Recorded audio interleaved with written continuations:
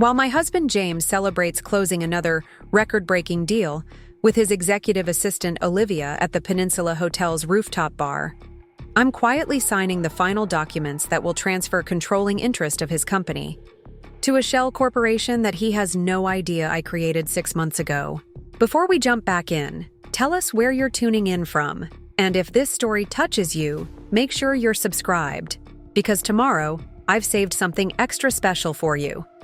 As he orders another bottle of Dom Pérignon on the corporate card he thinks I don't monitor, I'm orchestrating the most sophisticated business maneuver of my career, the one that will remind him exactly who he married 15 years ago.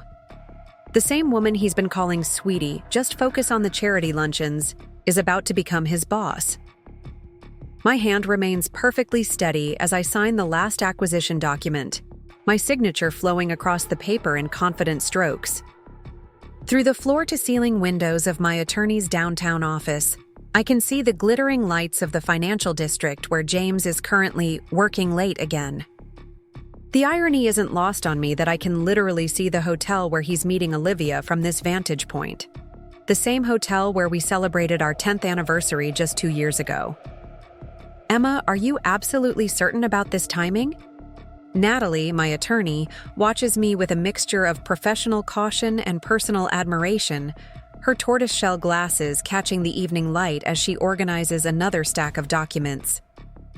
We've been friends since our MBA days at Wharton, before I stepped back from corporate life to support James's career and start our family. We could wait until I turned my phone toward her, showing James's latest Instagram story posted just 7 minutes ago. The caption reads, "Closing deals and living dreams. Business genius. Work hard, play hard." The photo shows 2 champagne flutes in the Peninsula's recognizable gold-rimmed glasses. His Audemars Piguet watch, the one I gave him for his 40th birthday last year, is clearly visible in the frame. The timing, I say, signing another document with flourish, is perfect. My phone buzzes with a text from James. "Working late. Tonight, Em. Finalizing the Singapore merger. Don't wait up. Love you." I've saved every message like this from the past 8 months. Each one perfectly correlates with a corporate card charge at high-end restaurants, luxury hotels, or boutique jewelry stores, charges he doesn't know I've tracked meticulously. Each one coincidentally aligns with Olivia's increasingly lavish Instagram posts, all featuring subtle hints about her amazing mentor and how age difference is meaningless when 2 people connect on such a deep intellectual level. What they don't know is that I've been aware of everything for months. Every emergency client meeting, every last-minute business trip, every suspicious withdrawal from the company expense account that James thinks only he reviews. I've documented it all. But unlike most betrayed wives, I didn't confront him immediately. I didn't throw his designer suits onto our circular driveway or slash the tires of his Tesla. Instead, I did what I do best, what I was trained to do before I stepped back to become James's supportive wife. I studied the patterns, identified the vulnerabilities, and developed a strategic response. This one, Natalie points to a particular document, will initiate the stock transfer to your holding company. Once you sign, there's no going back. I think about this morning, how James kissed my cheek before leaving for work, how he promised we'd finally take that trip to Bali once this merger is complete. Meanwhile, I'd already seen the confirmation email for a Bali beachfront villa reservation, not for us, but for him and Olivia next month, paid for with the corporate card. Good, I say, my signature flowing smoothly across the paper. That's exactly what I want. My phone lights up with another notification, an Instagram post from Olivia showing a glimpse of an unmistakable Robin's egg blue Tiffany box captioned, "When your hard work is appreciated by someone who truly sees your value, not just a pretty face, career woman." I screenshot it, noting the time and date. It matches perfectly with the $15,000 charge on the corporate card from 3 hours ago. the card James thinks only he reviews because I'm too busy with the children's school fundraiser to understand corporate finances. The forensic accounting team will begin their official audit Monday morning, Natalie explains, organizing the final papers. Given what you've already uncovered about the financial improprieties, they'll find at least twice as much once they have full access. And I'll have full access by? I ask, though I already know the answer. I've planned this timeline down to the minute. 9 a.m. Monday morning. The board has already received anonymous evidence of financial misconduct requiring immediate investigation. They just don't know it's coming from the soon-to-be majority shareholder. Natalie allows herself a small smile. The beauty of the shell corporation structure you've created is that James won't know who's behind it until the takeover is complete. I had a lot of free evenings to plan, I say dryly. You know, with all his business trips. As if on cue, my phone buzzes with a notification from our neighborhood group chat. Our friends are planning a Labor Day barbecue next weekend. James responds immediately. Sorry, everyone. Have to skip. Flying to Chicago for investor meetings. I suppress a laugh. I know about that Chicago business trip, too. I've seen the hotel reservation in Napa Valley. First-class tickets for 2 charged to the corporate account, booked under his assistant's name for discretion. Last one, Natalie says, sliding the final paper across the desk. This initiates the full corporate audit once you sign. I don't hesitate. My signature flows across the paper, years of anger and betrayal channeled into each curve and line. Another notification pops up. James going live on Instagram from what's supposedly his late night at the office. The Peninsula's distinctive red lobby artwork is clearly visible in the background. Let them celebrate, I say, standing up and smoothing my Stella McCartney dress, the one James bought me last month out of guilt. By Monday morning, they'll have very different things to discuss. Natalie gathers the papers, her expression both impressed and slightly unnerved. You know, in 15 years of handling corporate acquisitions, I've never seen anyone quite as methodical, I suggest, picking up my Bottega Veneta bag. Or maybe just tired of being underestimated. As I walk out of her office, my phone buzzes one last time. James sending his nightly check-in. Miss you, beautiful. Can't wait to come home to you. I smile, typing back. Sleep well. Monday's going to be interesting.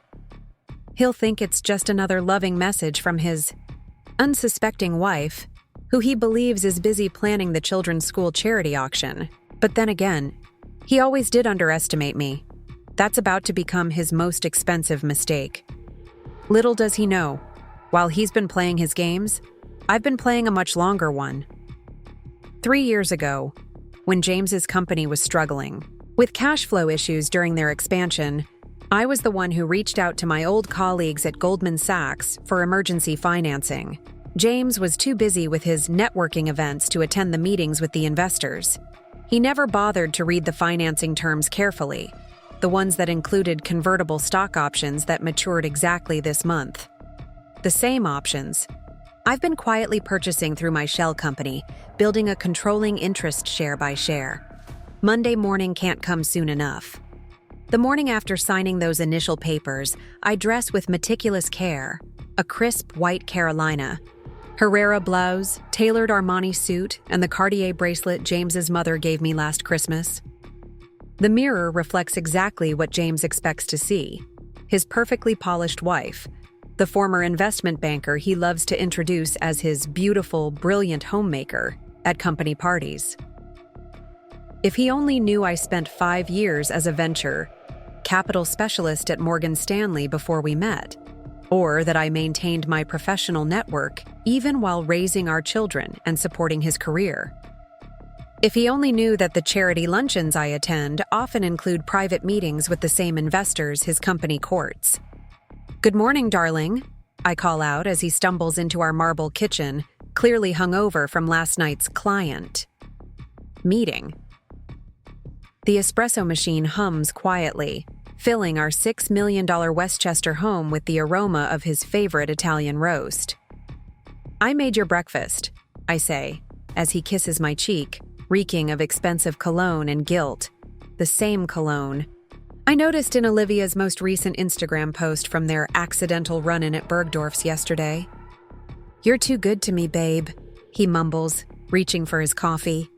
If only you knew, I think, sliding his favorite avocado toast across our Calicut marble counter. The same counter where I'd sat until 2 a.m. last night on a secure video call with Michael, my former colleague from Morgan Stanley. Michael, who now heads their private equity division. Michael, who nearly spat out his whiskey when I showed him what I'd found in James's corporate expense reports. Another early meeting? I ask innocently, watching him check his phone. His lock screen is still our family photo from Positano. Last summer, but I know his background is Olivia. I've seen it reflected in his car window when he texts her during our dinner dates.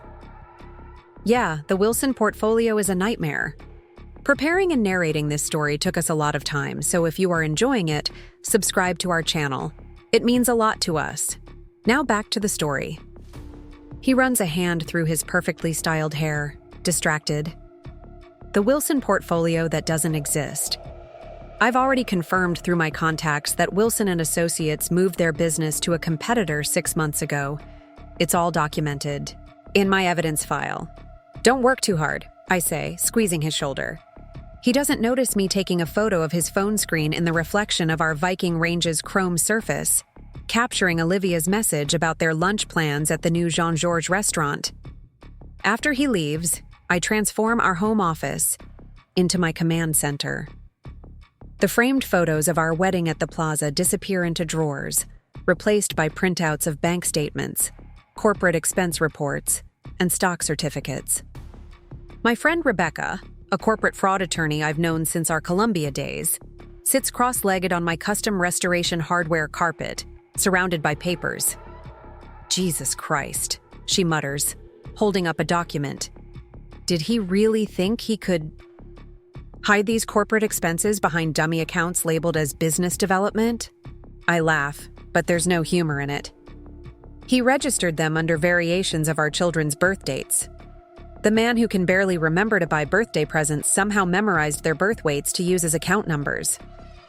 Rebecca shakes, her head adding the paper to our growing evidence pile. Men like him always think they're the smartest person in the room. That's because they never bother looking around, I reply, pulling up another document on my laptop. Look at this. Every time he meets Olivia, he files it as a client expense. 5-star hotels with a woman who's supposedly his executive assistant, despite not having a background in finance or business. My phone buzzes. A group text from our friend Elizabeth about her upcoming charity gala at the Museum of Modern. Art James responds immediately with another excuse. Olivia, I notice, has already marked herself unavailable on the event's planning committee list. They're getting careless, I observe, adding another screenshot to my collection. Confident, Rebecca corrects me. Have you talked to Judge Thompson yet? I nod, pulling up an encrypted email chain. She's ready. The moment we file for the corporate audit on Monday, she'll schedule an emergency hearing about suspicious financial activities. The same hearing that will reveal Olivia's connection to several vendor companies that have been receiving inflated payments for consulting since before she even met James. My phone lights up with James's face. His daily check-in call. I answer with practiced cheerfulness, listening to him lie about his lunch meeting while I stare at their restaurant reservation confirmation in my email. The same email account he set up for me, thinking I'd only use it for online shopping. Miss you too, honey, I say, watching Rebecca roll her eyes. Don't forget we have dinner with your parents tonight. He pauses, and I can practically hear him texting Olivia to reschedule. Of course, babe. Wouldn't miss it. After hanging up, I turn to Rebecca. He'll cancel in about 3 hours. Emergency investor call. How can you be so sure? I pull up Olivia's Instagram story from this morning, a cryptic post about a special sunset surprise at the new rooftop bar at the Four Seasons. Because I know their routine better than they do. The rest of the day unfolds like a carefully choreographed ballet. I attend my regular meetings at the children's school, where I serve as board treasurer, make appearances at my usual lunch spots, even get my nails done at the salon where James's sister goes. Everything normal, everything routine. No one would suspect that in my Prada briefcase, I'm carrying documents that will dismantle a decade of James's careful deceptions. Right on schedule, at 4:47 p.m., James texts, "Baby, I'm so sorry. Might have to rain-check dinner with my parents. Emergency call with the Singapore investors." I respond with just the right amount of disappointment and understanding, watching through my phone's banking alerts as he makes a dinner reservation at Nobu, his and Olivia's favorite spot for their strategy sessions. "The Singapore investors haven't scheduled any calls," I murmur to Rebecca, who's watching over my shoulder. "I would know. I spoke with their CFO this morning." "Look what just came in," Rebecca says, holding up her phone. Olivia's posted a photo of champagne glasses at sunset, the Four Seasons' distinctive Central Park view unmistakable in the background. "Perfect," I say, adding the screenshot to our collection. That receipt will match beautifully with the emergency business dinner he's about to charge to the corporate account. As evening falls, I sit in our meticulously decorated living room, surrounded by evidence of James's double life and my own careful documentation. Every lie, every secret meeting, every improper corporate expense, all of it meticulously cataloged and cross-referenced.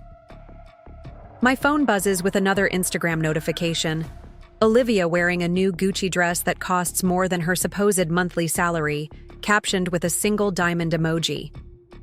I save it to the folder marked Monday and pour myself a glass of Chateau Margaux from the collection James thinks only he has access to in our wine cellar. "Let them have their romantic evening," I murmur, scanning through the latest stock. Purchase report that Michael sent over. "Let them think they're the clever ones, playing their little game of hide-and-seek with the naive wife. I've spent months building this facade of ignorance, and in less than 12 hours, I'll have the pleasure of watching it shatter, along with everything else they thought they could take from me."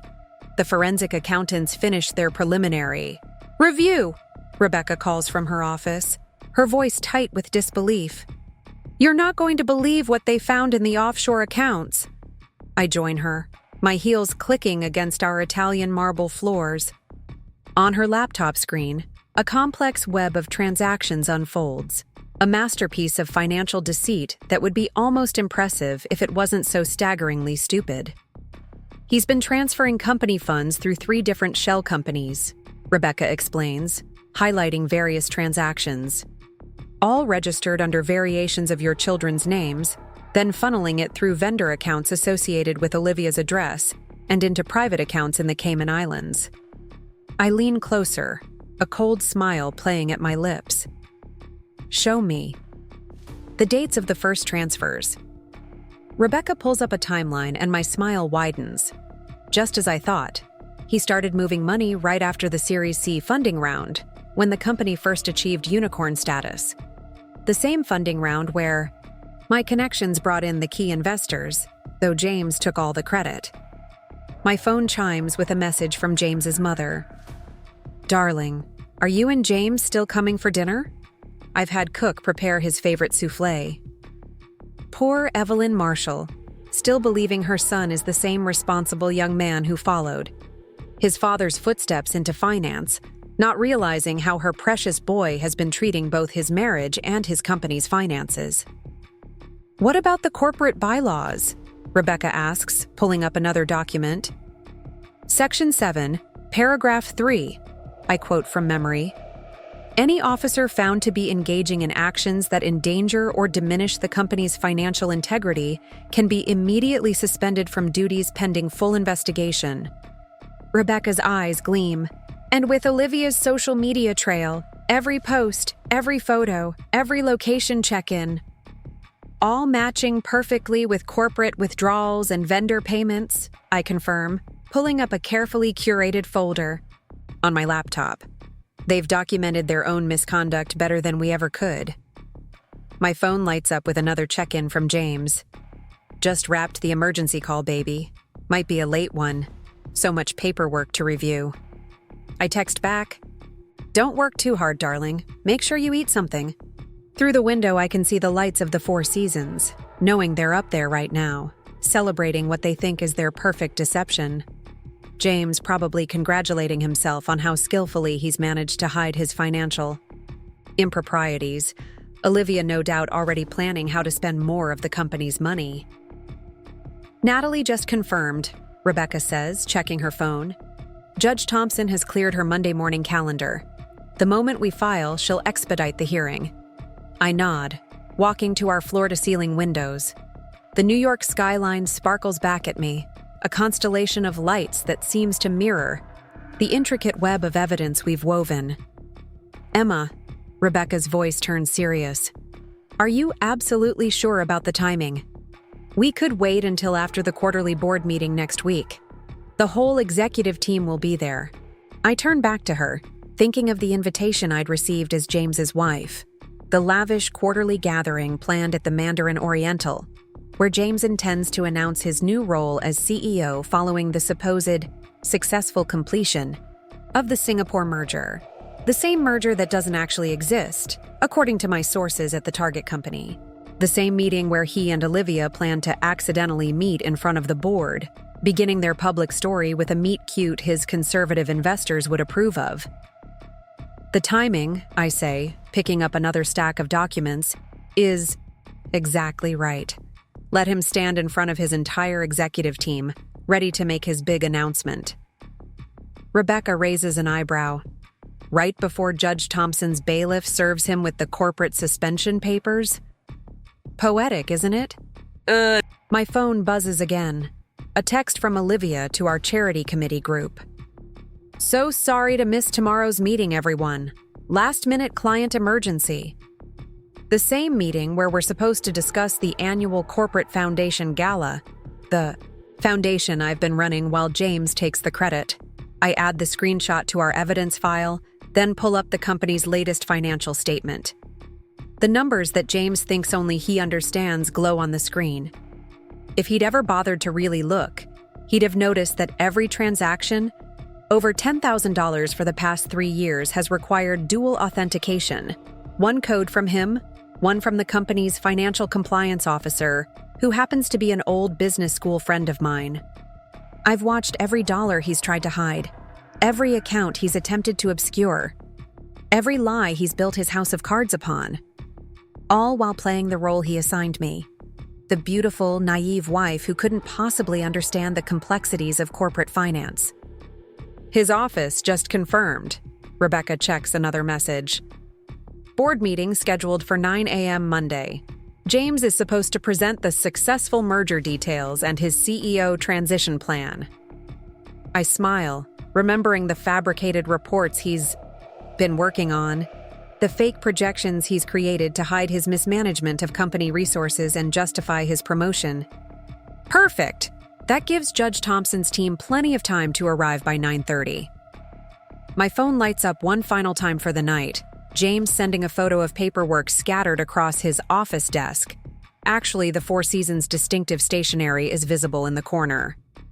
"Still grinding, baby. Don't wait up." I text back a single heart emoji, then turn to Rebecca. "Shall we finish preparing his wake-up call?" For the next few hours, we meticulously review every document, every piece of evidence, every single detail of what's about to unfold. By the time Rebecca leaves, the sun is starting to rise over the Manhattan skyline, painting our living room in shades of gold that match the embossed letterhead of the company James thinks belongs to him. I hear James's key in the door around 6 a.m. He tries to be quiet, but his John Lobb shoes still click against the marble floors. I'm already in the kitchen, perfectly dressed, makeup flawless, starting the coffee maker. "You're up early," he says, trying to hide his surprise and the faint trace of Olivia's signature Joe Malone perfume on his collar. "Thought you could use some breakfast after your late night." I smile, sliding him a cup of coffee. "Must have been some important Singapore business." "You know how it is," He waves vaguely, not meeting my eyes. Sometimes these things can't... Wait. Oh, darling, I think. Watching him check his phone under the table, no doubt messaging Olivia about their close call. You have no idea how right you are.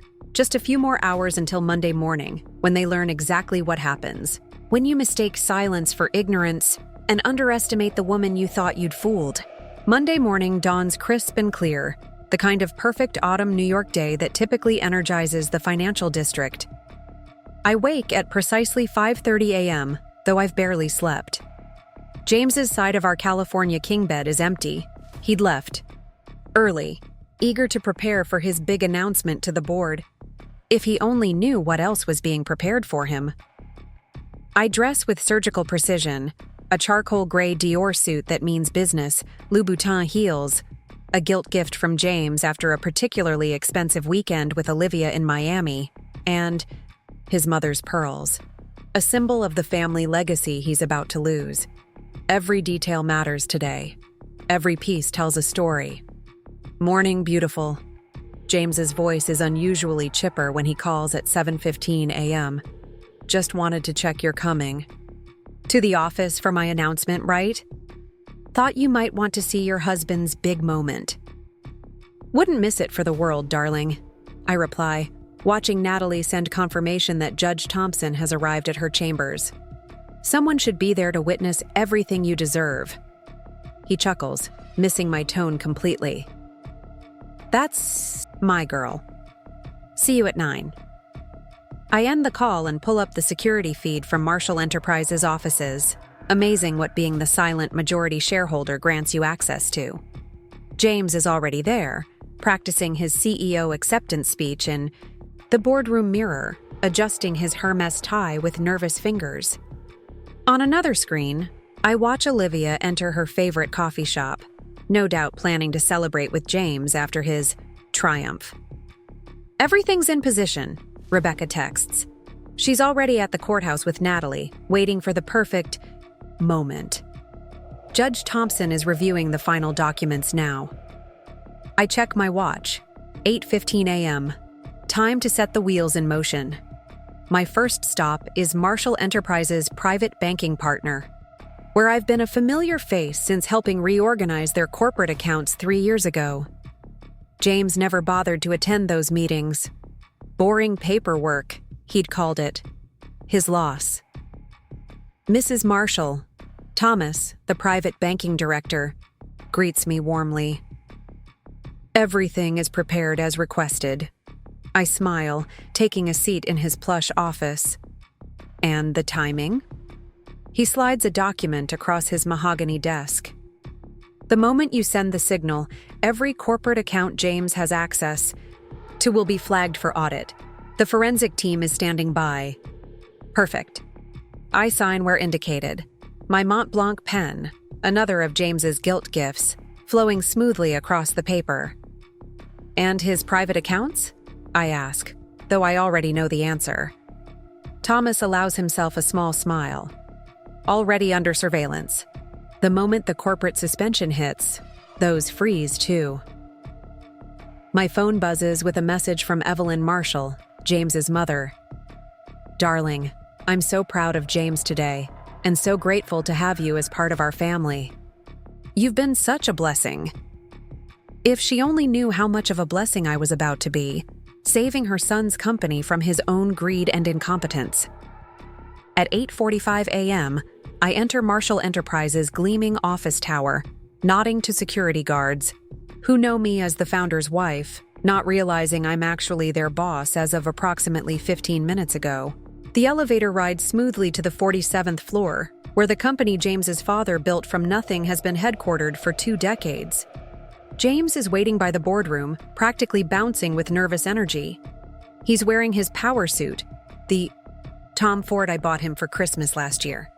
You made it! He kisses my cheek, and I catch a whiff of Olivia's perfume still lingering on his collar. I've got such a good feeling about today. Oh, darling, I murmur, straightening his tie. You have no idea how memorable today is going to be. The Rockwood boardroom fills quickly with executive team members and key investors. James's father, Robert Marshall, takes his seat at the head of the table, looking every bit the respected founder in his bespoke suit. If only his son had inherited his integrity along with his features. Before we begin, Robert announces, I want to thank everyone for being here for this momentous occasion. As you know, we're here to discuss the future direction of Marshall Enterprises, and my son James has prepared a comprehensive presentation on our expansion strategy and the Singapore merger. James stands, straightening his papers with practiced confidence.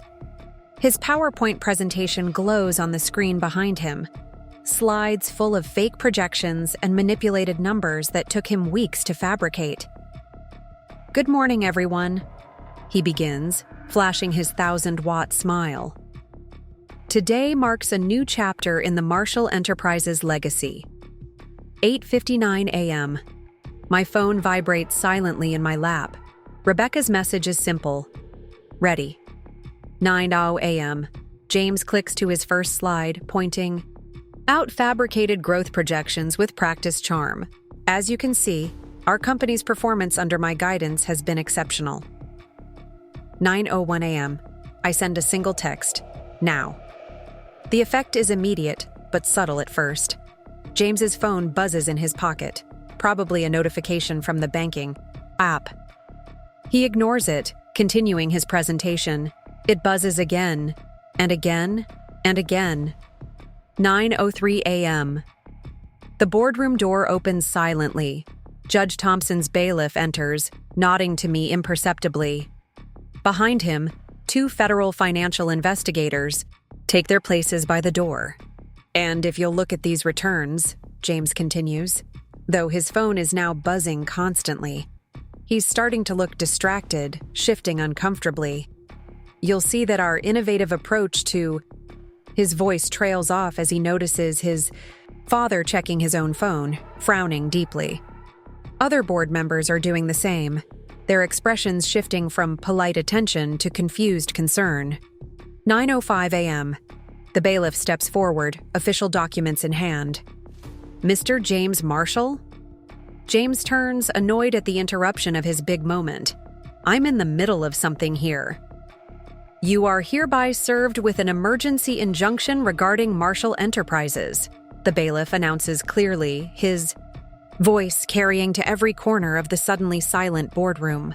By order of Judge Thompson, you are suspended from all access to corporate accounts and executive functions pending investigation into serious allegations of misappropriation and fraud. The color drains from James's face as he takes the papers, with trembling hands.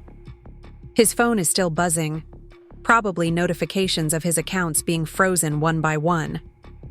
There must be some mistake, he stammers, looking around the room desperately.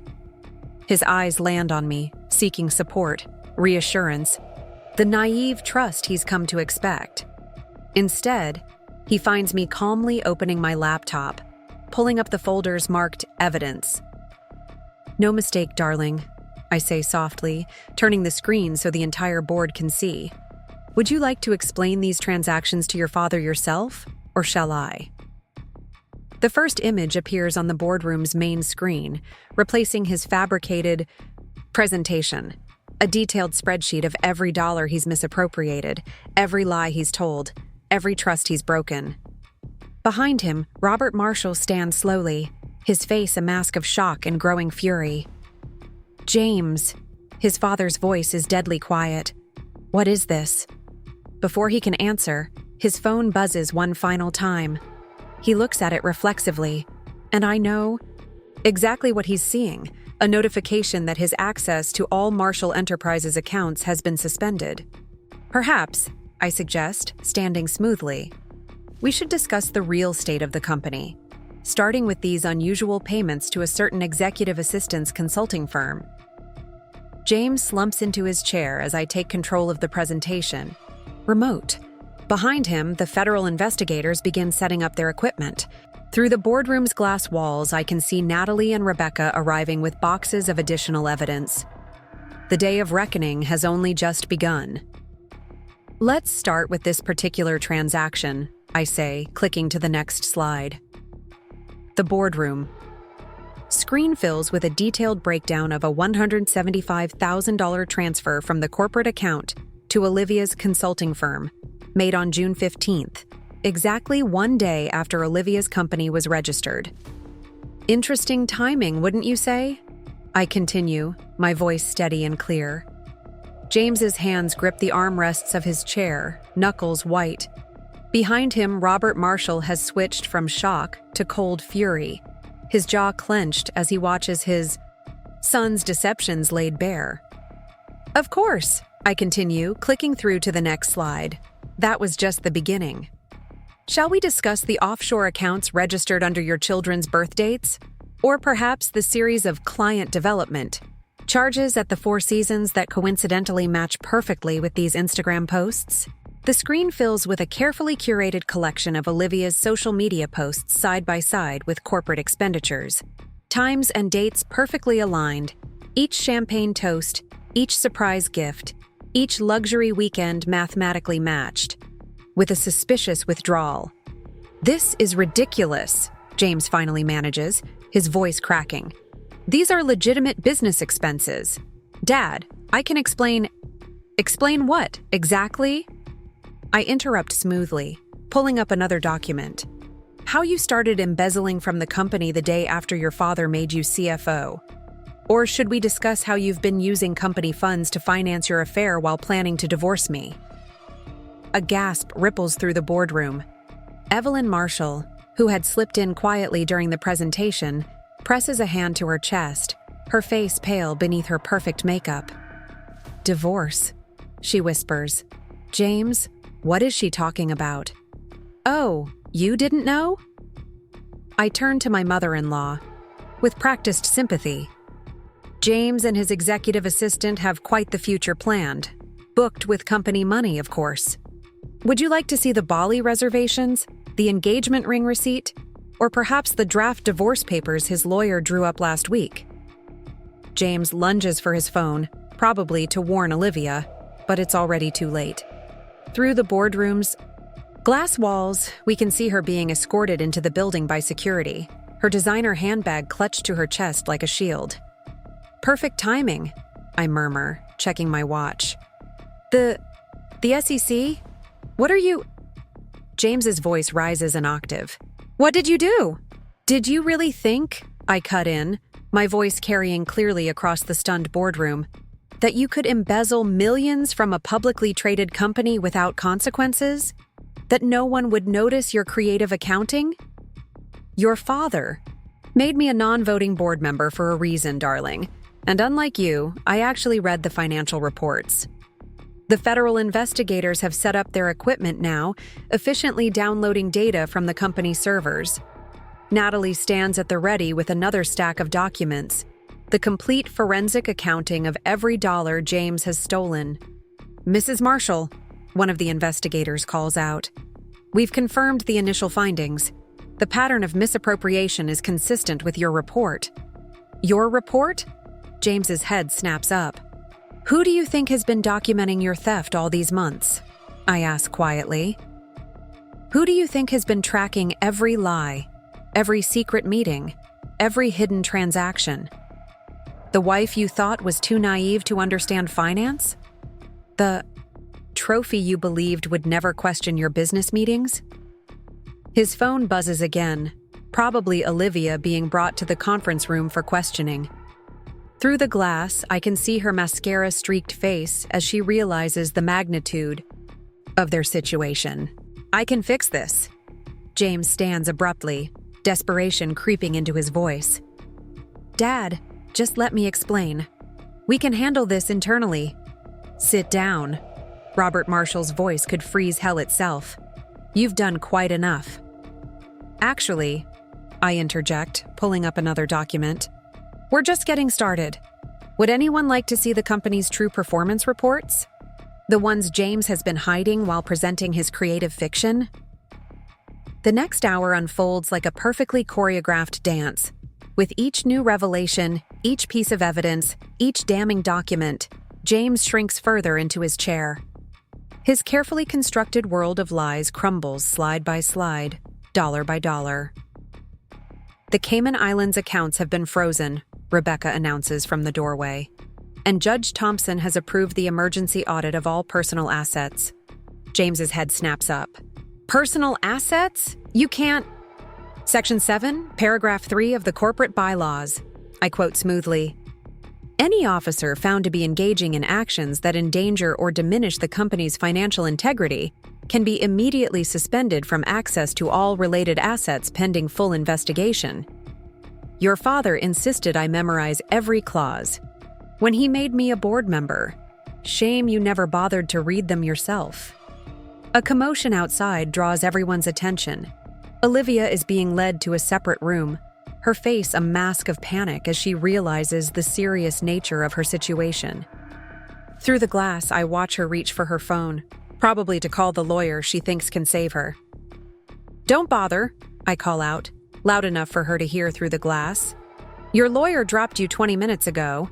Apparently, he has some concerns about being associated with corporate fraud. James stands again, this time moving toward the door, but the federal agents shift smoothly to block his path. This is insane, he sputters. You can't just… Can't what? I ask, my voice deadly quiet. Protect the company from your greed? Prevent you from stealing more of your father's legacy? Or perhaps you're upset that I won't let you drain the accounts to fund your new life with Olivia? I click to the next slide, and James actually flinches. It's a photo from last week. Him and Olivia at Tiffany's, shopping for engagement rings, the corporate card withdrawal for the purchase still pending in the system. Engagement rings? Evelyn Bennett's voice is barely a whisper. While you're still married to Emma? Speaking of marriage, I continue, pulling up another document. James, darling, why don't you explain to everyone why you've been meeting with divorce attorneys? Or should I share the prenup dissolution papers you had drafted? The boardroom is deadly silent now, every eye fixed on James as he realizes just how completely his plans have imploded. His father stands slowly, every inch the powerful founder whose legacy his son has betrayed. Get him out of my sight, Robert orders, his voice trembling with rage. And call the company lawyers, all of them. As security begins to escort James from the boardroom, his phone buzzes one final time. I know exactly what notification he's receiving. His access to the Marshall Enterprises offices has been revoked, his keycard deactivated, his credentials suspended. One more thing, I call out just as he reaches the door. You might want to pack a bag when you get home. The penthouse belongs to the company, and as of 9 minutes ago, you're no longer a permitted resident. James turns, his face a mask of disbelief. Where am I supposed to go? I smile, remembering all the nights I lay awake while he was with Olivia, planning this very moment. Perhaps you could stay at the Four Seasons. Oh wait, your credit cards have all been frozen. Well, I'm sure Olivia would offer her sofa, but… I glance meaningfully at the federal agents leading her to questioning. She might be a bit… preoccupied. As James is led away, Evelyn approaches me, tears in her eyes. Emma, I'm so sorry. We had no idea he was… It's not your fault. I squeeze her hand gently. You raised a good son. He just made very, very bad choices. Rebecca appears at my side with another update. Judge Thompson wants to see you, and the forensic accountants have found 3 more offshore accounts. I nod, gathering my things as the federal agents continue their work. Through the glass walls, I can see James being escorted to the lobby, his world collapsing around him. His phone is probably exploding with notifications, frozen accounts, canceled cards, suspended memberships, revoked access. Mrs. Marshall, one of the federal agents approaches. We'll need a statement about the corporate discrepancies. Of course, I reply, smoothing my skirt as I stand. I believe I have everything you need right here. I pat my briefcase, filled with months of careful documentation, weeks of meticulous planning, and years of quiet observation. James thought he was so clever, playing his games with the company finances while his trophy wife smiled quietly at his side. He never realized that sometimes the quietest person in the room is the one you should fear the most. The next few hours unfold like a perfectly orchestrated symphony of consequences. From my temporary office in Marshall Enterprises' executive suite, James's former office, ironically, I watch the dominoes continue to fall through multiple screens and live feeds. His attempt to access the Cayman accounts was just denied, Rebecca reports, monitoring the financial alerts. He tried using his backup passwords, the ones he thought nobody knew about. I smile, remembering how easy it was to find those passwords scribbled in his private notebook, the one he kept in his secret safe behind our bedroom's Monet painting. How many attempts? 6 so far, each one triggering another alert to the financial authorities. My phone buzzes with a notification from our home security system. James has arrived at the penthouse, probably hoping to grab some essentials before the locks are changed. Through the camera feed, I watch him frantically shoving designer suits into his luggage. The same suits I helped him select, each one paid for with company money he'll soon have to account for. Should we tell him about the asset freeze? Rebecca asks, watching the feed over my shoulder. Let him figure it out, I reply, turning my attention to another screen showing the federal investigators interviewing Olivia. Her confident facade has crumbled completely now, mascara streaking down her face as she realizes the full implications of her role in James's scheme. Mrs. Marshall, Natalie enters with a fresh stack of documents.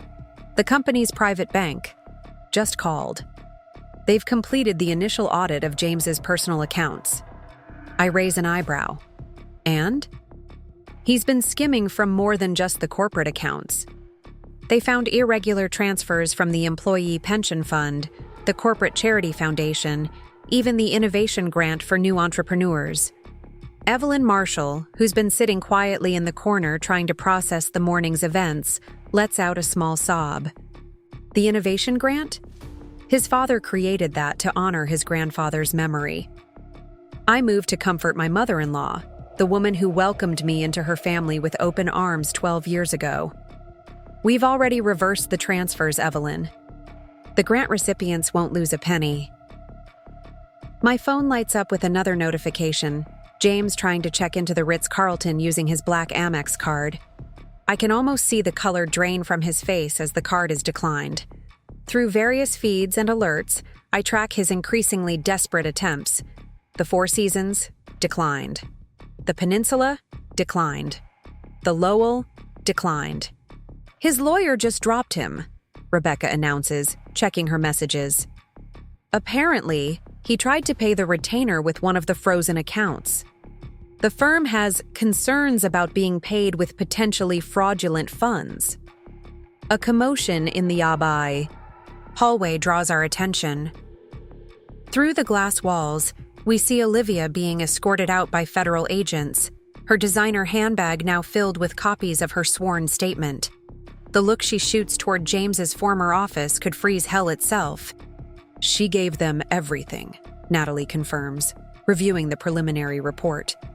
Every meeting, every transaction, every promise he made. Turns out self-preservation trumps loyalty when federal charges are on the table.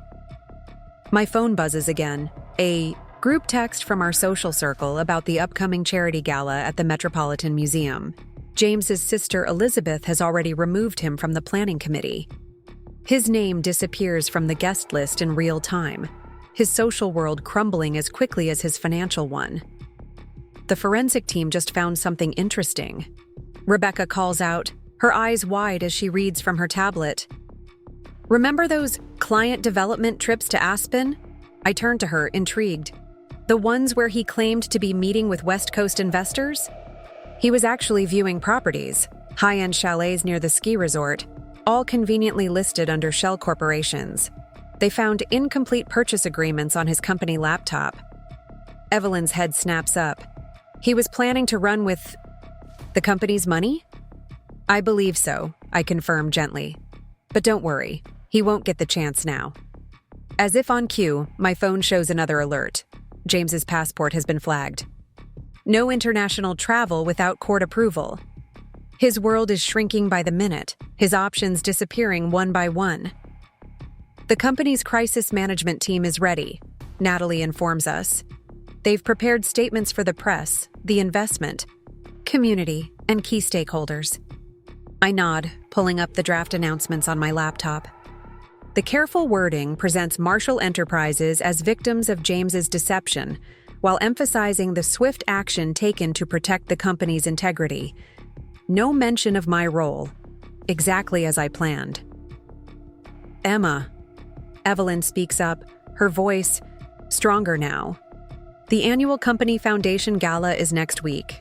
With James's situation, perhaps you should take over as chair? Before I can respond, my phone buzzes with an urgent message from the penthouse security team. James is trying to access his home office safe, the one he thinks contains emergency cash and backup credit cards. Don't worry, I assure Evelyn, watching James's frustrated attempts through the security feed. I already emptied that safe last week. Everything of value is secure in the company vault. Rebecca's tablet pings with another update. The forensic team just found his deleted emails. You're not going to believe what he was planning for after the divorce. I turn to the large screen on the wall, now displaying a complex web of James's intended post-divorce financial manipulations. Even I'm impressed by the audacity, if not the intelligence, of his schemes. He was going to claim the company violated SEC regulations, Rebecca explains, highlighting various documents. Threatened to report irregularities to federal authorities unless the board paid him a massive settlement. Evelyn gasps. He would blackmail his own father's company? He would try, I correct her, pulling up another document. But that would have been difficult, considering I've had compliance experts reviewing and certifying every corporate transaction for the past 3 years. My phone lights up with another notification, James's attempt to access his cryptocurrency accounts. Sorry, darling, I murmur to the screen. Those wallets were transferred to the company's secure digital vault last week, along with everything else you thought you'd hidden so cleverly. Through the office windows, I can see the sun setting over Manhattan, painting the sky in shades of amber and gold.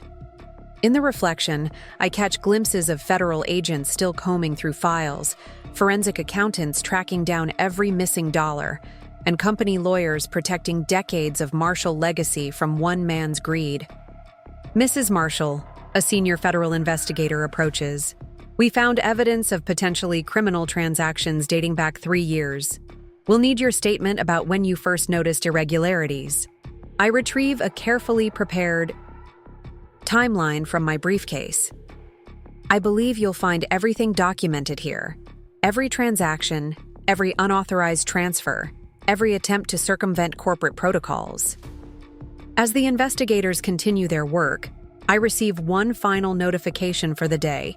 James, having been denied access to every luxury hotel in Manhattan, has checked into a modest airport motel, paid for with borrowed cash since his accounts remain frozen. Should we tell him about tomorrow? Rebecca asks, referring to the emergency board meeting where James will be formally removed from all Marshall Enterprises operations. I shake my head, watching his location dot on my phone's map, so far from the privileged world he's always known. Let him sleep tonight thinking he can still fix this. Tomorrow's revelations deserve a fresh audience. Evelyn stands, gathering her composure along with her Hermes bag.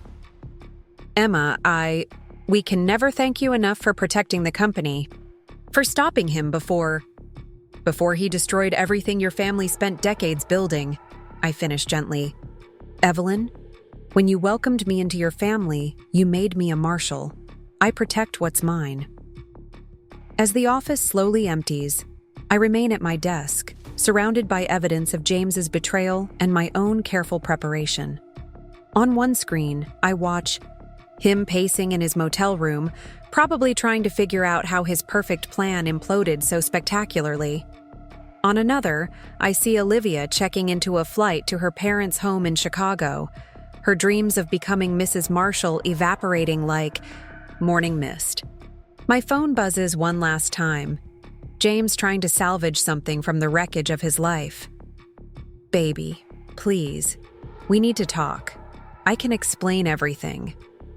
I smile, thinking of all the nights I lay awake listening to his lies about working. Late? While I quietly built the case that would bring him down. No need to explain, darling. I text back. The federal investigators have all the explanations they need. Then I turn off my phone, gather my things, and prepare to head home to the penthouse that now belongs solely to me. Tomorrow will bring more revelations, more consequences, more dismantling of James's carefully constructed house of cards. But tonight, I'll sleep soundly in our king-sized bed, alone but victorious, while my husband learns what happens when you mistake quiet, patience for weakness, and underestimate the woman who held the real power all along. Tuesday morning brings the kind of headlines no PR team can spin away. Marshall Enterprises CEO heir suspended amid fraud allegations. Financial scandal rocks Manhattan elite. Corporate embezzlement scheme exposed.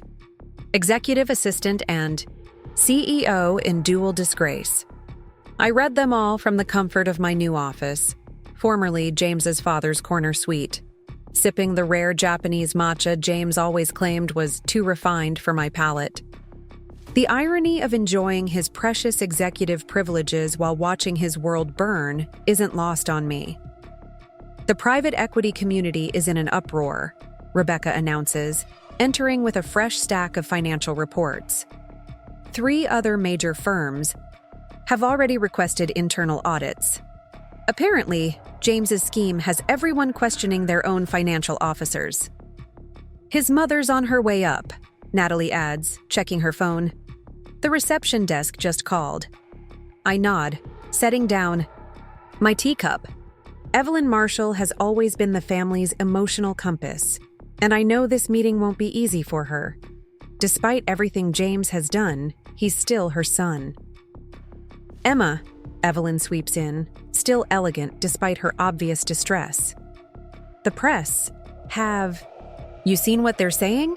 They're calling it the Marshall meltdown. I guide her to the sitting area, noting how her eyes linger on the empty spaces where James's awards and photos once hung. In their place now are the company's original mission statement and founding principles. Robert Marshall's vision that his son so casually betrayed. The media will move on to the next scandal soon enough, I assure her gently. What matters is protecting the company's legacy and reputation.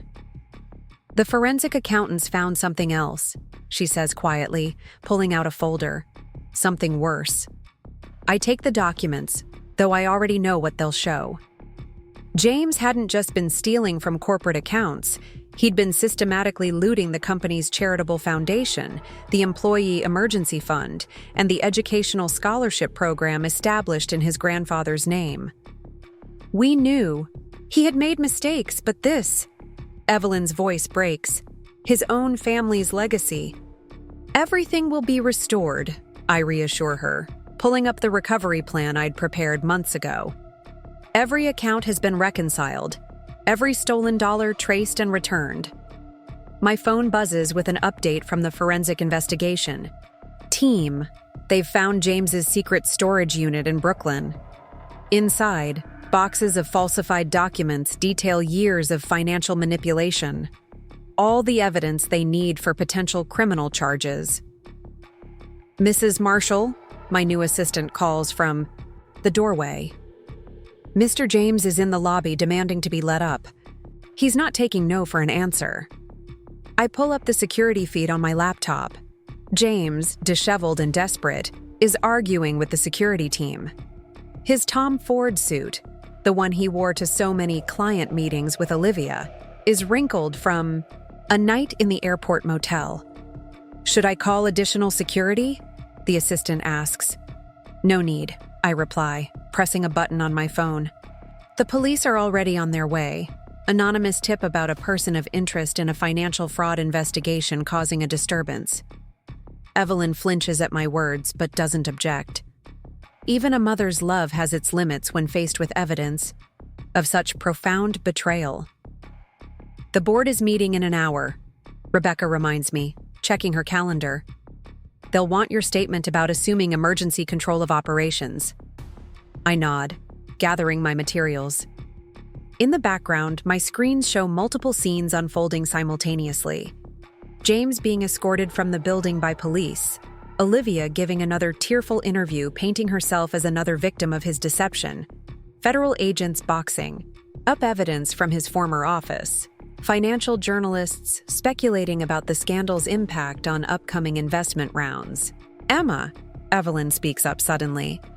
There's something I need to tell you about why Robert made you a non-voting board member 3 years ago. I turn to my mother-in-law, curious. This is one piece of the puzzle I never fully understood. We knew, she says simply, about James's tendencies, the impulsive spending, the risky investments, the constant need for more. Robert saw it happening at the company, watched him taking bigger and bigger risks with investor money. So you needed someone to protect the company from your own son, I finish quietly. Evelyn nods, tears in her eyes. We interviewed dozens of financial experts, considered professional oversight from all the top firms. But Robert said we needed someone James would underestimate, someone he'd never suspect of watching his every move. The trophy wife he thought he'd chosen for her social connections rather than her mind, I add, understanding dawning. When we learned about your background in finance, your experience with corporate oversight, Evelyn manages a small smile. Well, let's just say Robert has always had an eye for talent.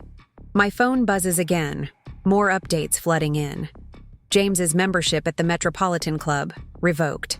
His position on the hospital board, suspended. His private banking privileges at multiple institutions, terminated. His invitation to next month's charity gala, rescinded. His lawyer sent over a proposal, Rebecca mentions, holding up another document. He's offering to sign a full confession in exchange for a monthly stipend from the company. I almost laugh at the audacity. Let me guess. He still thinks he has something to negotiate with? He's claiming he has evidence of historical corporate irregularities, says he'll go public if we don't meet his demands. This time I do laugh, pulling up a particular file on my laptop. You mean these documents? I turn the screen to show decades of pristine corporate records, each transaction verified, each decision documented, the ones I've had independent auditors reviewing and certifying for the past 3 years. Through the window, I watch as James is driven away in a police car, his final attempt at blackmail failing as spectacularly as his other schemes. On my other screens, Marshall Enterprises continues operating smoothly, the transition of power already complete. The board is ready, my assistant announces. They're waiting in the main conference room. I gather my things, preparing to officially accept control of Marshall Enterprises' financial future. Evelyn stands with me, straightening her shoulders with renewed strength. Emma, she says softly, thank you, not just for stopping him, but for saving him from himself. If he'd continued much longer, the damage would have been irreparable. To the company and to himself, I finish. I know. That's why I had to act now. As we head to the boardroom, my phone shows one final notification. James checking into an even cheaper motel, this time in New Jersey. How far the mighty have fallen. Mrs. Marshall, Natalie calls out. Judge Thompson's office just confirmed the formal hearing is set for tomorrow morning. They'll want your full testimony about the corporate manipulation. I nod, already prepared. My evidence is organized, my statement drafted, my strategy in place. Tomorrow, James will learn the full extent of his mistakes, not just the financial theft, but the fatal error of underestimating the woman he married. One last thing, Rebecca adds. The company's PR team wants to know how to handle the press. They're calling you everything from financial avenger to corporate guardian. Ars, tell them no comment. I reply, stepping into the elevator. The numbers speak for themselves. As we ascend to the boardroom, I think about the day James first brought me home to meet his family, how he introduced me as his beautiful art history graduate, emphasizing my looks while dismissing my mind. How he never bothered to read my resume, never questioned why his father chose his new daughter-in-law as a board member, despite my supposedly irrelevant background. His last text message still sits unanswered on my phone. "Please, baby, just tell me what you want. I'll do anything." Too late, James. Too late by exactly 4 years, 8 months, and 23 days. The time it took me to document every lie, trace every theft, and prepare for this moment of perfect justice. The boardroom doors open, revealing the assembled Marshall Enterprises leadership team. Time to show them exactly why Robert chose me to protect their legacy, and why James's biggest mistake wasn't stealing from the company, but underestimating the woman who controlled it all along. 1 month later, the dust has finally begun to settle. I sit in my permanent office, the corner suite that once belonged to Robert Marshall, reviewing the latest quarterly performance reports. The Manhattan skyline stretches out before me, a glittering testament to the resilience of Marshall Enterprises that I helped preserve. The Wall Street Journal piece just went live, Rebecca announces, entering with her tablet. Today's headline: Marshall Enterprises Revival, How Strategic Oversight Saved a Corporate Legacy. Any mention of James? I ask, though I already know the answer. Only as a cautionary tale. They're calling it the ultimate case study in corporate governance. Your quotes about financial responsibility are featured prominently. I smile, remembering the interview I'd given last week. I'd been careful to focus on the importance of proper oversight rather than personal drama. The Marshalls, after all, still had a reputation to maintain. My phone lights up with a notification from the federal prosecutor's office. James's plea deal has been finalized. In exchange for a reduced sentence, he's agreed to provide evidence against larger financial fraud schemes he'd become entangled with. His new accommodations are quite a step down from the Four Seasons, Rebecca observes dryly, showing me the detention center's location. Though I hear the jumpsuit orange brings out his eyes. Olivia sent another request, Natalie adds, entering with more papers. She's offering to write a tell-all about James's schemes in exchange for immunity. Tell her the federal prosecutors already have everything they need, I reply, pulling up our evidence files. Her Instagram posts provided more than enough documentation. Through my office windows, I can see the company's investment team hard at work under my leadership. They've already recovered every dollar James stole, plus implemented new safeguards to prevent future manipulation. Mrs. Marshall, my assistant calls over the intercom, the executive committee is ready for your quarterly presentation. I gather my materials, including the comprehensive recovery plan I've implemented since taking control. The numbers tell a story of resurrection. Assets secured, investments stabilized, legacy protected. Emma, Evelyn greets me warmly as I enter the boardroom. She's adapted to our new dynamic with remarkable grace, treating me more as a daughter than ever now that I've saved her family's company from her own son. The business community is calling you the corporate whisperer, Robert adds with a proud smile. He's fully recovered from his heart surgery, thanks partly to the stress reduction of knowing his life's work is in capable hands. Speaking of community reactions, Rebecca interjects, checking her messages. James's old social circle has been quite active. The Metropolitan Club just voted to remove his name from the membership rolls permanently. I take my place at the head of the boardroom table, the same spot where James once practiced his fraudulent presentations. The symmetry isn't lost on me. Before we begin, I address the assembled committee. I want to share some updates about our enhanced security measures. My presentation outlines the new system of checks and balances I've implemented, multiple layers of oversight, regular audits, transparent reporting. Everything James tried to circumvent, now strengthened beyond manipulation. The forensic team found something interesting in James's old files, Natalie mentions during a break. Love letters to Olivia written on company letterhead. He was planning to propose at the company's holiday gala. How romantic, I comment, dryly.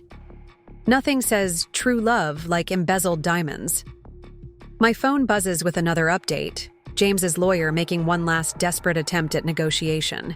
He's offering to reveal the location of more hidden accounts in exchange for a reduced restitution payment. Tell him not to bother, I instruct Natalie. We've already found everything, including the Bitcoin wallet he thought was untraceable. The afternoon brings a steady stream of developments.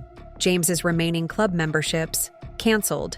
His social media accounts, suspended. His personal credit rating, destroyed. His reputation in financial circles, irreparable. His sister Elizabeth called, Rebecca informs me. She's ready to sign over her children's trust fund oversight to you as well.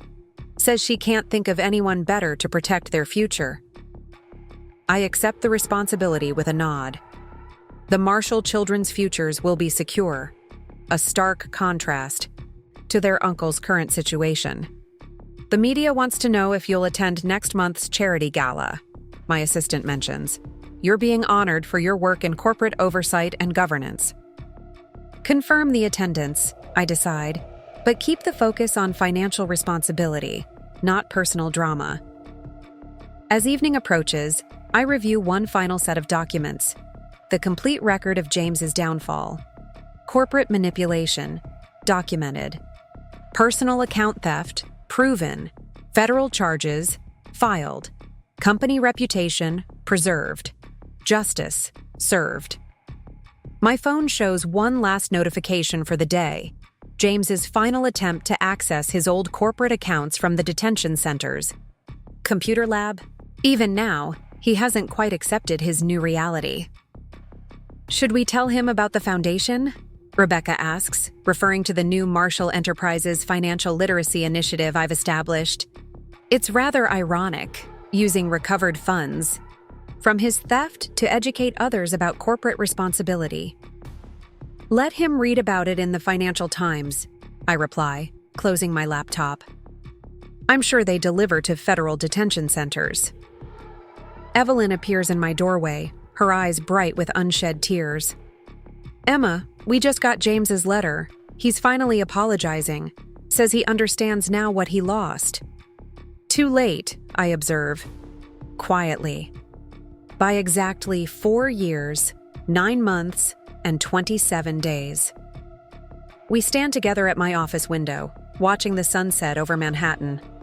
Somewhere in a federal detention facility, James sits in a cell, probably wondering how his perfect life unraveled so completely. Somewhere in Chicago, Olivia works at her parents' real estate office. Her dreams of corporate wifedom shattered like the trust she helped betray. And here I stand, in the office that once represented everything James thought he deserved, protecting the legacy he tried to steal. My phone buzzes with an incoming email, another financial publication requesting an interview about corporate governance. They're calling you the new face of financial stewardship, Evelyn mentions, reading over my shoulder. The woman who modernized corporate oversight. I smile, thinking of all the nights James spent explaining basic finance to his simple wife, never realizing he was lecturing a financial expert about his own impending downfall. The company lawyers want to know if you'll consider writing a book, Rebecca adds, about protecting corporate assets from internal threats. Perhaps, I muse, gathering my things for the day. I certainly have enough material. As I prepare to leave, my security feed shows James's last possessions being removed from our penthouse. His beloved wine collection, his designer wardrobe, his carefully curated art pieces, all being liquidated to repay his debt to the company. One last thing, Natalie calls out. The federal prosecutors want to know if you'll testify at his sentencing hearing next month. I consider this, remembering every lie, every betrayal, every moment he underestimated me. No need, I decide. The evidence speaks for itself. Stepping into my private elevator, I think about the day James first brought me home to meet his family. How he showcased me like a prize, never bothering to look deeper than the surface. How he dismissed my interest in the family business as cute. My phone holds his final message, sent through his lawyer this morning. I finally understand what you were protecting, what I threw away. I'm sorry. Too late, James. You never realized that the real power wasn't in the corporate title itself, but in the trust you betrayed. And now you have the rest of your sentence to contemplate the true cost of underestimating the woman who held your future in her hands all along. 6 months after James's sentencing, I stand at the podium of the Manhattan Financial Forum, addressing a room full of the city's most prominent corporate leaders and financial advisors. The irony isn't lost on me, speaking about financial security, to the same people who once dismissed me as nothing more than a trophy wife. The greatest threat to corporate integrity, I tell them, my voice carrying clearly through the grand ballroom of the plaza, isn't external. It's the complacency that comes from believing your position is untouchable. The audience hangs on every word. After all, the Marshall Enterprises case has become required reading at top business schools. Mrs. Marshall, one of the senior partners from Goldman Sachs, approaches after my speech. Your insights on corporate governance are revolutionary. Would you consider joining our board of advisors? I smile, remembering how James used to explain basic investment concepts to me at parties like this. I'll have my office send over my credentials. Rebecca appears at my elbow with updates from the morning's developments. 3 more companies requesting our oversight protocols. 2 interview requests from financial publications. 1 desperate letter from James, still trying to explain himself from federal detention.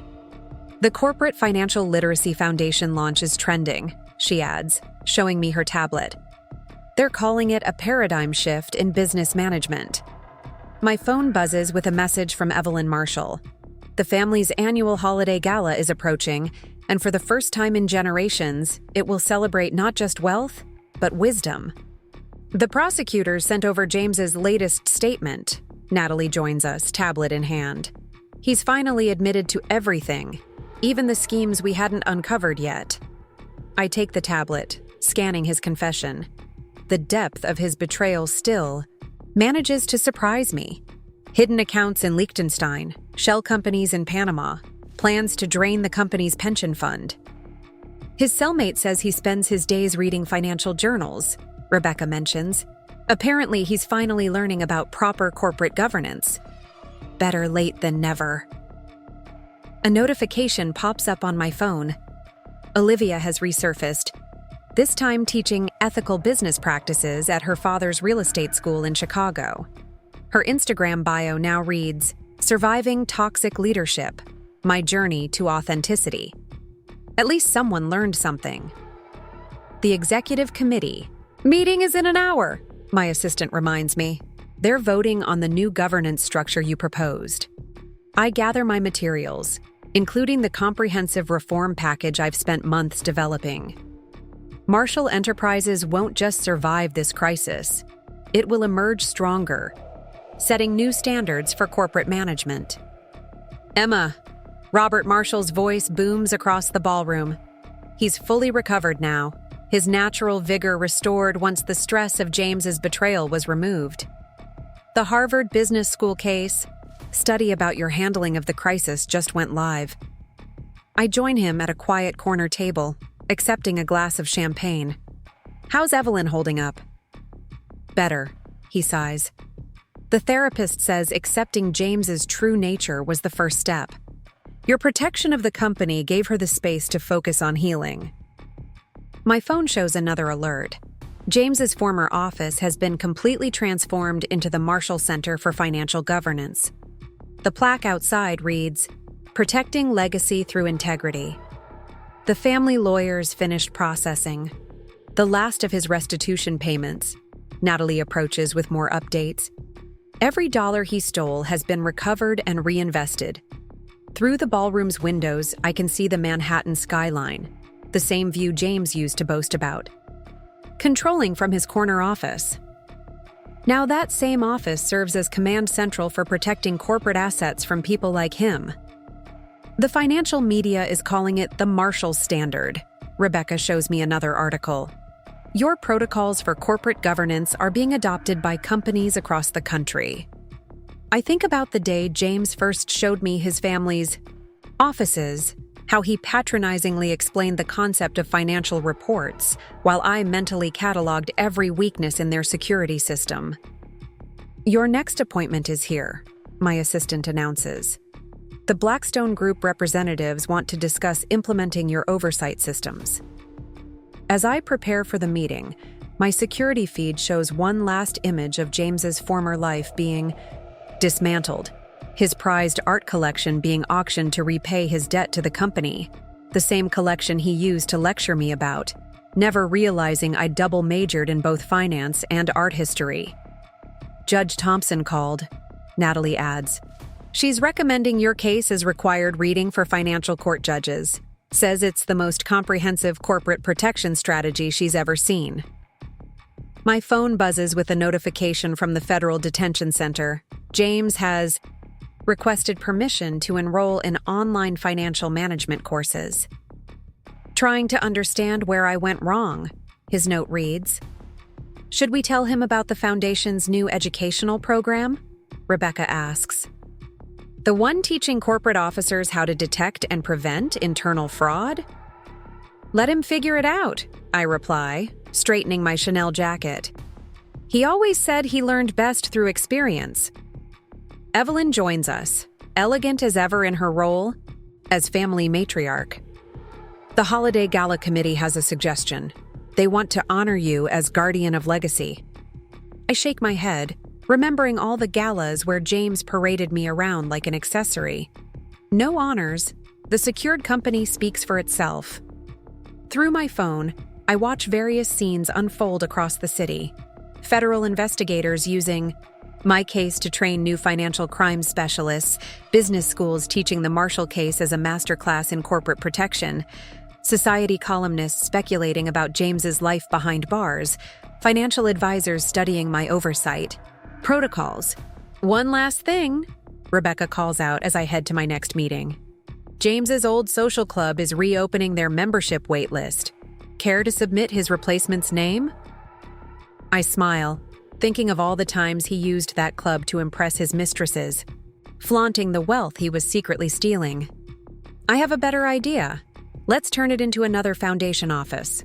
Something about financial literacy for future generations. The afternoon sun streams through the plaza's windows, catching the diamond on my left hand.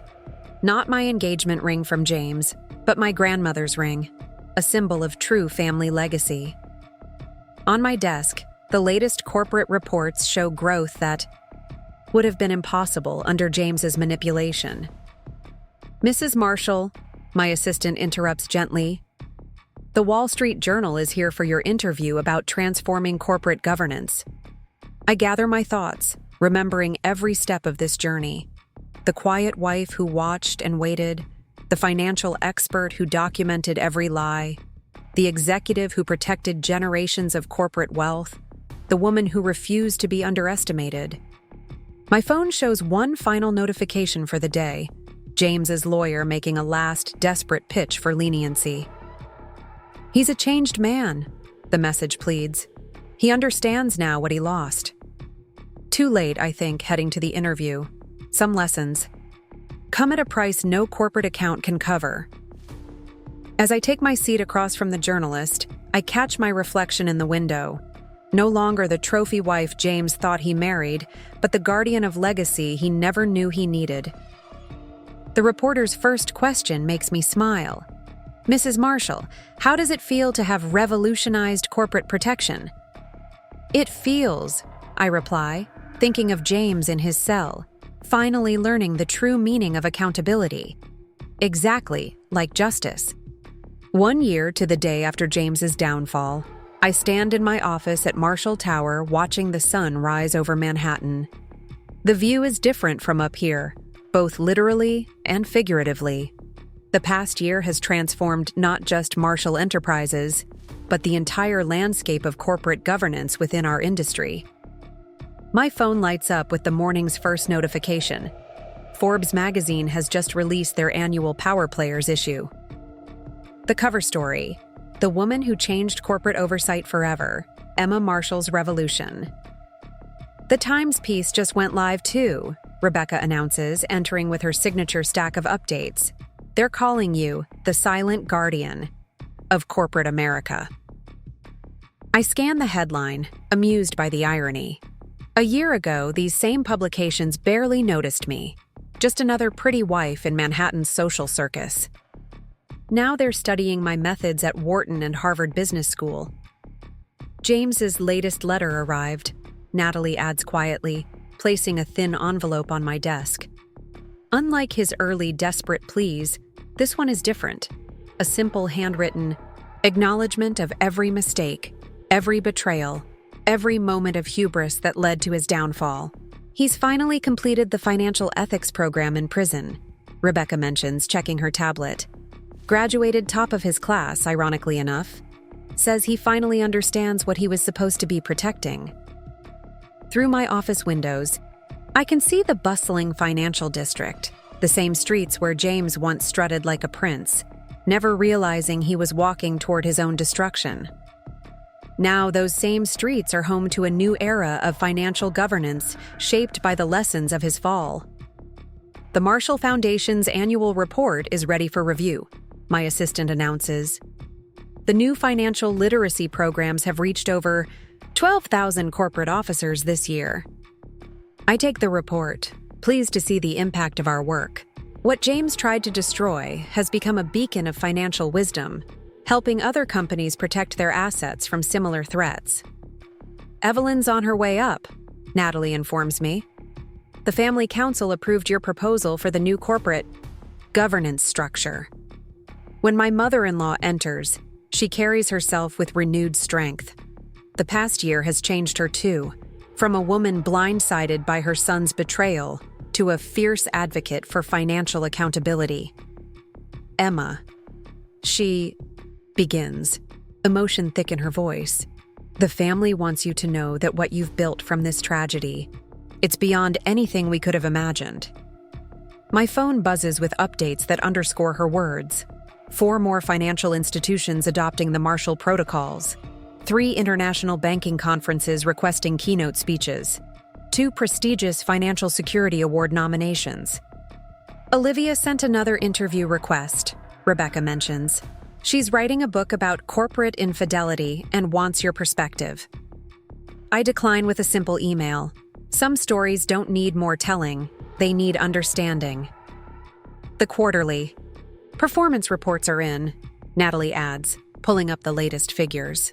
Growth is up 47% since you took control. Every dollar James stole has been recovered and multiplied. Through my security feeds, I can see multiple scenes playing out. Business school students studying the Marshall case, financial advisors implementing my protection protocols, corporate boards reviewing their security measures, future generations learning from James's mistakes. His parole hearing is next month, Rebecca reminds me gently. They want to know if you'll submit a statement. I consider this, remembering every step of our journey, the quiet wife who watched and learned, the expert who documented every lie, the guardian who protected a legacy, the woman who refused to be underestimated. Send them this, I decide, pulling up the company's latest performance report. Let the numbers speak for themselves. Evelyn touches my arm gently. He asks about you, you know, in his letters. Says he finally understands what he had, not just the company, but the trust. Some lessons, I reply, watching a new class of financial officers enter the Marshall Center for Corporate Governance below. Come too late to change the past, but early enough to protect the future. My phone shows one final update. James's old office has been completely transformed into a state-of-the-art financial security center. The plaque outside reads, "Protecting Tomorrow's Legacy Today."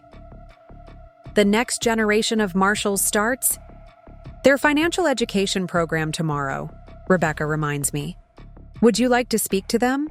I think about these children, James's nieces and nephews, the future of the family he betrayed. Thanks to our new protocols, they'll grow up understanding not just the privilege of wealth, but the responsibility of legacy. Tell them the truth, I decide, about trust, betrayal, and the price of underestimating those we dismiss. As the sun sets on another day in Manhattan's financial district, I stand at my office window, holding James's final letter. In it, he finally asks the question that took him a fortune and his freedom to understand. How did I not see who you really were? The answer, of course, was simple. He never looked past his own reflection. My phone shows one last notification. The Marshall Enterprises Corporate Trust has just been named a gold standard in financial governance. The legacy James tried to destroy has emerged stronger, wiser, and more secure than ever. Mrs. Marshall, my assistant calls out. They're ready for you in the boardroom. The next generation is waiting. I gather my materials, preparing to teach tomorrow's leaders the lessons learned from yesterday's mistakes. Through the window, Manhattan glitters like the fortune I protected. Beautiful, powerful, and worth every moment of patient waiting. As I head to the boardroom, I pass the wall of Marshall family photos. James's portrait has been replaced by something more meaningful, a simple plaque that reads, "True wealth lies not in what we possess, but in what we protect." Some must learn this lesson through loss. Others are chosen to teach it through strength. In the end, James got exactly what he deserved. Time to contemplate the true cost of underestimating a woman he thought he could control. And I got what I earned. A legacy protected, a family restored, and a future secured by the quiet power of patient justice. The story of Marshall Enterprises will be told for generations, not as a tragedy of betrayal, but as a testament to the strength that lies in being underestimated. And somewhere in a federal prison cell, James finally understands the most expensive lesson of his life. Sometimes the quietest person in the room is the one you should have feared the most. My morning routine has evolved over the past year. Instead of preparing James's coffee and listening to his lies about client meetings, I now begin each day reviewing global market trends and the company's overnight performance in Asian markets. The penthouse feels different too, cleaner, lighter, free from the weight of deception that once hung in the air. Today marks a special milestone. Marshall Enterprises stock has reached an all-time high, up 68% since I took control. The headline from Bloomberg flashes across my phone. Marshall Miracle: How Strategic Leadership Transformed a Company in Crisis. The board wants to name the new investment division after you, Rebecca tells me as we ride the elevator up to the executive floor. The Emma Marshall Center for Financial Integrity. Absolutely not, I reply without hesitation. It should be named after Robert. This was always his vision. The elevator doors open to reveal a transformed corporate headquarters. Gone are the outdated, male-dominated power symbols James so carefully curated.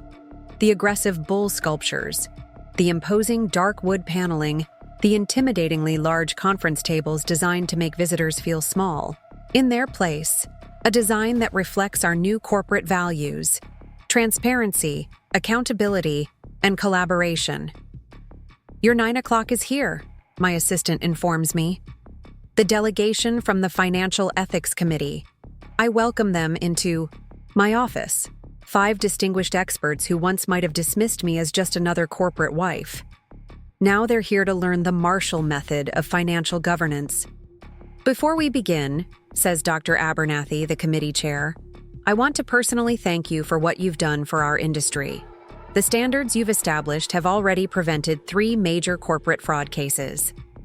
I accept his praise, with a gracious nod, thinking about how James would have preened and boasted at such recognition. The lessons of humility weren't in his curriculum.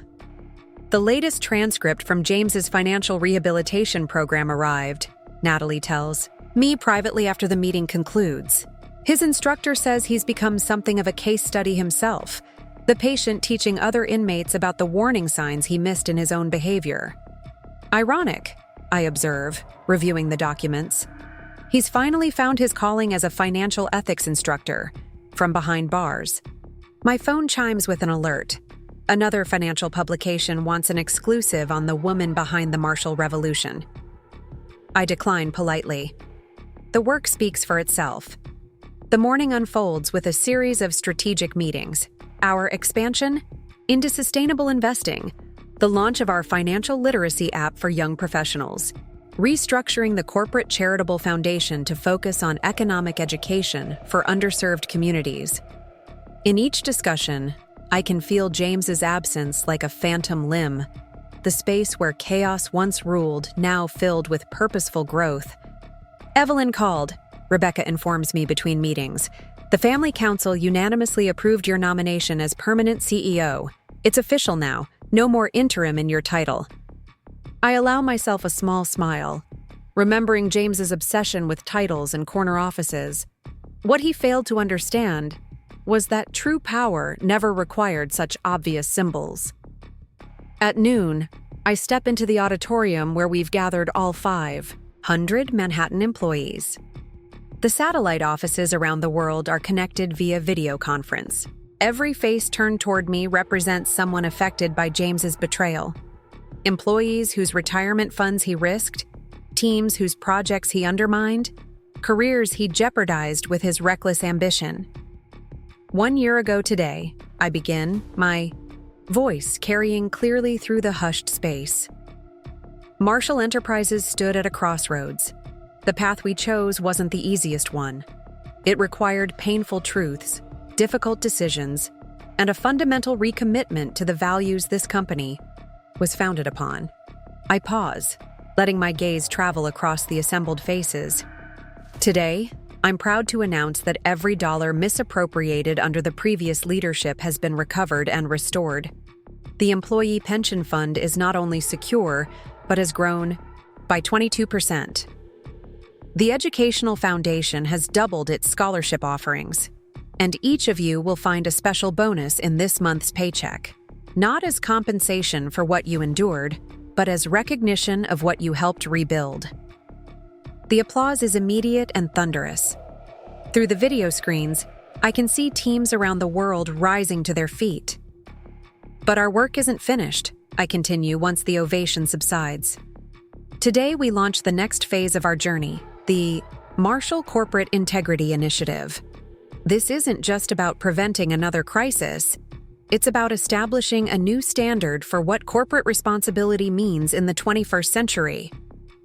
As I outline the details of the initiative, I can't help but think about James watching on the small television in the prison common room. Part of his plea agreement included mandatory viewing of all major Martial Enterprises announcements, a constant reminder of what his arrogance cost him. After the presentation, I find Evelyn waiting in my office, tears glistening in her eyes. "Robert would be so proud," she says, embracing me. "The company is stronger now than it ever was under James's leadership." "How was your visit with him yesterday?" I ask gently. Evelyn's face registers a complex mix of maternal love and lingering disappointment. Different. He's different. Quieter. More reflective. "He asked about you, you know. Wanted to know if you ever read his letters?" "I read them all," I admit. "I just don't see the point in responding." My phone buzzes with an urgent message. The federal prosecutor handling James's case needs to speak with me immediately. I excuse myself and take the call in my private conference room. "Mrs. Marshall," says the prosecutor's clipped voice, "I wanted you to hear this from me directly. Your husband has provided information that has led to the indictment of 3 major players in a wide-reaching financial fraud scheme. His cooperation has been unexpectedly valuable." I absorb this information in silence. James always did know where all the bodies were buried in the financial world. He'd helped dig many of the graves himself. As a result, the prosecutor continues, there's discussion of reducing his sentence. Not dramatically, but enough to move him to a minimum security facility and possibly accelerate his parole hearing. I see, I reply, my voice neutral. Thank you for letting me know. After ending the call, I stand at my window, watching the flow of traffic 47 stories below. The pedestrians look like tiny figures in a scale model, reminding me of how James used to play with the corporate structure, moving people around like game pieces without consideration for the lives he was affecting. The Marshall Foundation. Board approved the new financial literacy curriculum, Natalie announces, entering with a fresh stack of documents. They're calling it The Price of Power, Ethics in Leadership. Perfect timing, I murmur, still processing the news about James's potential sentence reduction. The afternoon passes in a blur of decisions and strategy sessions. At 4 o'clock, I slip away for my weekly private meeting with Robert Marshall, now retired, but still the moral compass of the company that bears his name. You've heard about James's cooperation? He asks as I settle into the chair across from him in his home library. I nod. The prosecutor called. Robert's face shows the same conflict I've seen in Evelyn's, parental love warring with profound disappointment. What do you think he's playing at? Is this genuine remorse or just another angle? Does it matter? I ask. The outcome is the same either way. More financial criminals will face justice. Robert studies me with those keen eyes that first saw my potential when James only saw a trophy. You've never told me. What made you start investigating him in the first place? What was the first red flag? I've never shared this story with anyone, but Robert deserves to know. It was at the Morgan Foundation Gala, almost 2 years ago. I overheard Olivia on the phone in the ladies' room.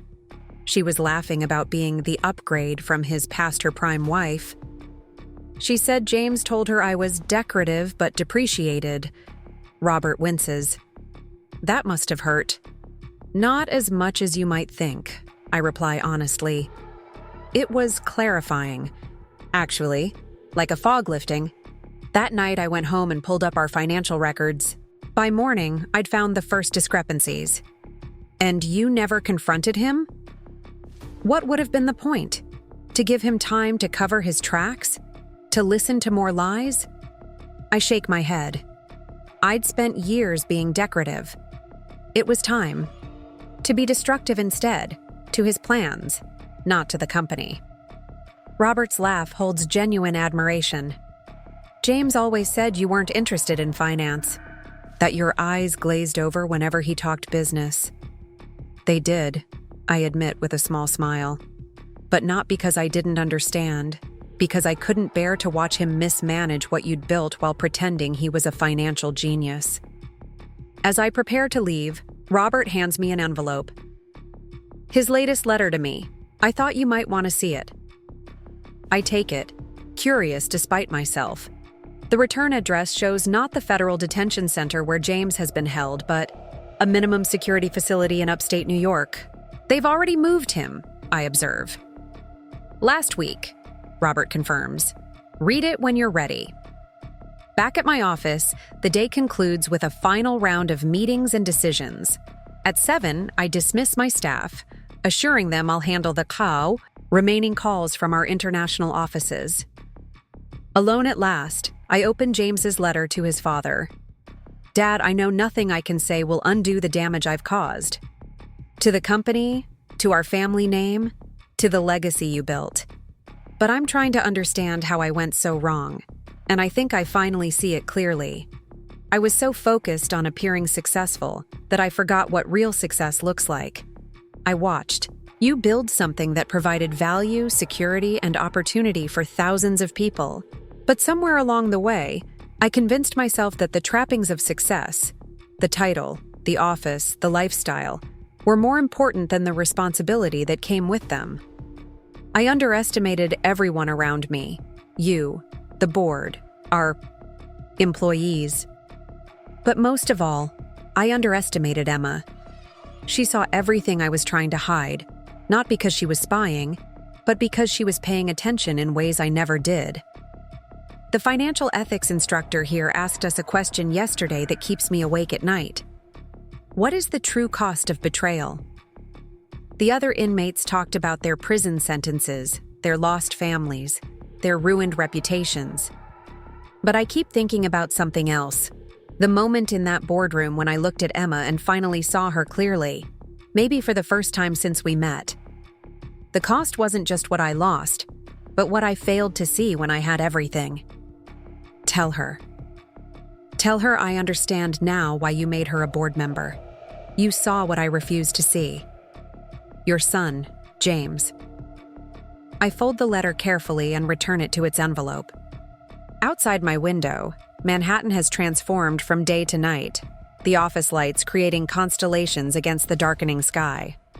My phone chimes with a text from Rebecca. Reporters still camped outside Marshall Tower for anniversary statements. Do you want me to prepare a comment about James's cooperation with federal authorities? No comment, I reply. The work speaks for itself. I gather my things, preparing to head home to the penthouse that once symbolized James's success and now represents my stewardship. On my desk, tomorrow's agenda awaits. Leading not just a company, but an evolution in how corporate America thinks about ethics, oversight, and the quiet power of paying attention. James called me past my prime. Little did he know I was just beginning to show my true value, not as a decorative asset, but as the ultimate safeguard against his destruction. As I step into the elevator, my phone shows one final notification for the day. The Marshall Corporate Integrity Initiative has been selected as a case study for next year's World Economic Forum. The legacy James tried to diminish now shapes global conversations about corporate responsibility. The elevator doors close on another day of rebuilding what he nearly destroyed. Tomorrow will bring new challenges, new opportunities, new chances to strengthen the foundation he tried to undermine. And somewhere in a minimum security prison, in upstate New York, James will continue his education in what it truly costs to underestimate a woman's worth. 2 years after taking control of Marshall Enterprises, I stand at the podium of the National Financial Leadership Awards, accepting the Visionary of the Year honor. The irony isn't lost on me. Receiving this recognition in the same ballroom where James once drunkenly whispered to Olivia that his decorative wife wouldn't know a balance sheet from a bedsheet, while I pretended not to hear from 3 tables away. The Crystal Award catches the light as I address the audience of financial elites, many of whom once dismissed me as merely James Marshall's wife. True leadership isn't about titles or corner offices, I tell them, my voice steady and clear. It's about stewardship, protecting what matters for those who will come after us. From my vantage point on stage, I spot Evelyn Marshall beaming with pride in the front row. Beside her sits Robert, healthier than he's been in years now that the company bears his name is thriving under proper guidance. The thunderous applause as I conclude my speech feels like the final note in a symphony that began with betrayal and culminated in transformation. As I return to my table, my phone discreetly vibrates with a notification. It's from the prison.